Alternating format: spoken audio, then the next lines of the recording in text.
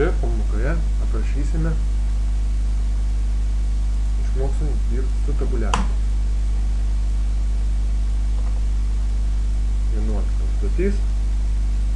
Vedėja aprašyta, kaip jį naudoti ir perinam konkrečiai prie užduočių. Atliekant darbus su tabuliatoriais galim grąžinti visų pirma šitus trikampius į pradinę vietą, nes netrukdytų, ir kaip dirbti su tabuliatoriais. Tabuliatorių galim iškeisti keliais būdais. Pasirinkat Home meniu punkte paragrafų skirtuką ir paspaudžiam Tabs, arba paspausti kairį pilies klavišo liniuotės juostoje, šiek tiek aukščiau pilkos juostos, atsiranda juodas kampelis, rodantis, kad tabuliatorius jau nustatytas, bet mes jį išvalysim prie Alt ir nustatysim pagal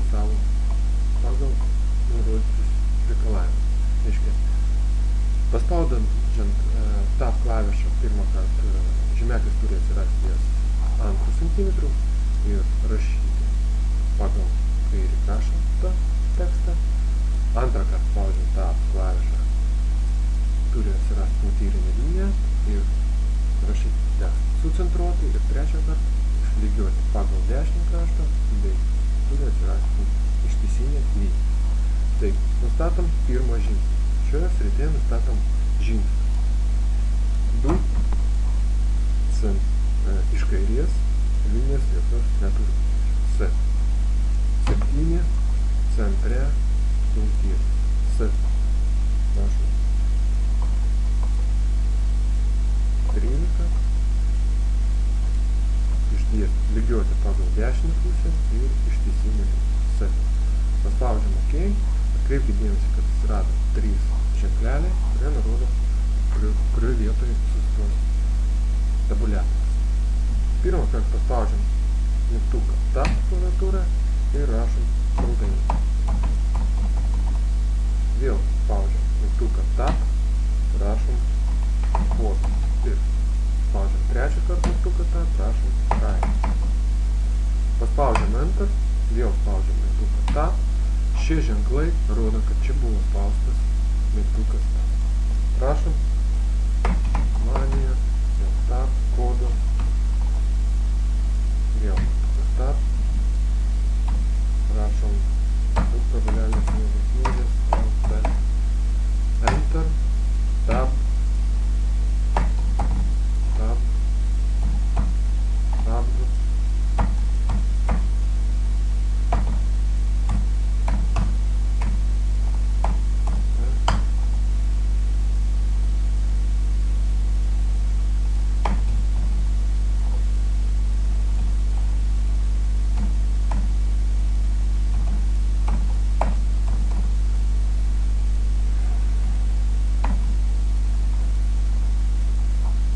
Atliksim sekantį B užduotį, paspaudžiam Enter, panaikinam tabuliatorius, kada bus nustatomi visai kitaip, dvigubai paspaudžiam išvalom, paspaudžiam dar kartą Enter, atskirsim sekančią užduotį ir vėl spaudžiam tabuliatorių, iškviečiam tabuliatorių. Vėl galite arba paragrafų Tabs, arba kaip štai Tabs.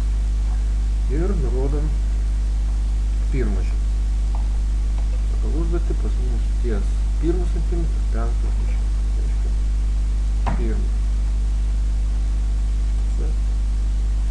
Iš kairės nepiešia jokios linijos. 5 centre ištiesinė linija, tarkim, C. Ir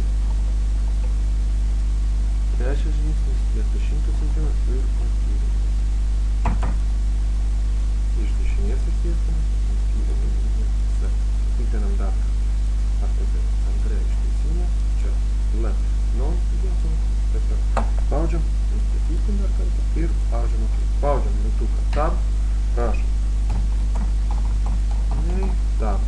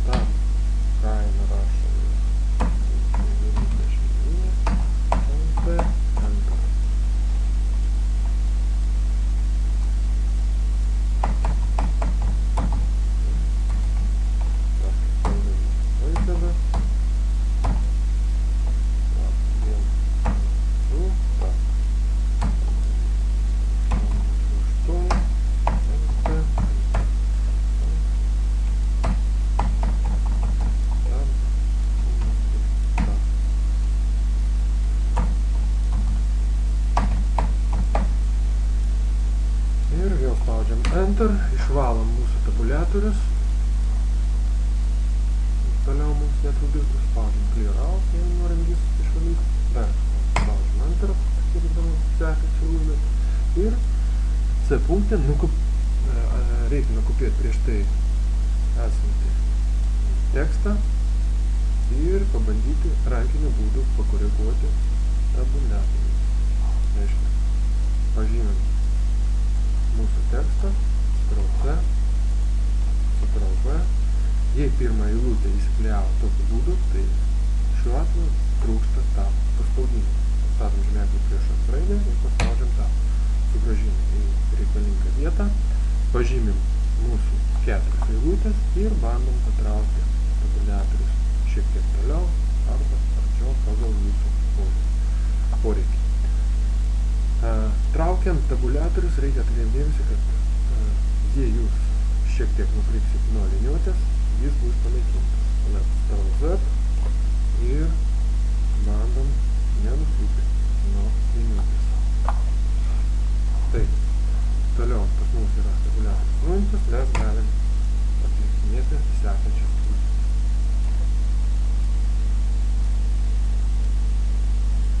Na, šioje užduotyje šioje pamokoje atliksim dar ir 12 pratimą. Vėlgi, nukopijuokite čia esantį tekstą, Ctrl+C, galim čia lapę, Ctrl+V ir vėlgi, jei pas jūs būtų tokie ženklai, juos reikia ištrinti ir pagal užduotį nukopijuoti dar 3 kartus. Ctrl+C, padarinkim tarpelį didesnį, Ctrl+V, Enter, dar Enter, Ctrl+V, Ctrl+V. Taip, čia mes išmoksim keisti mažus dydžius raidės.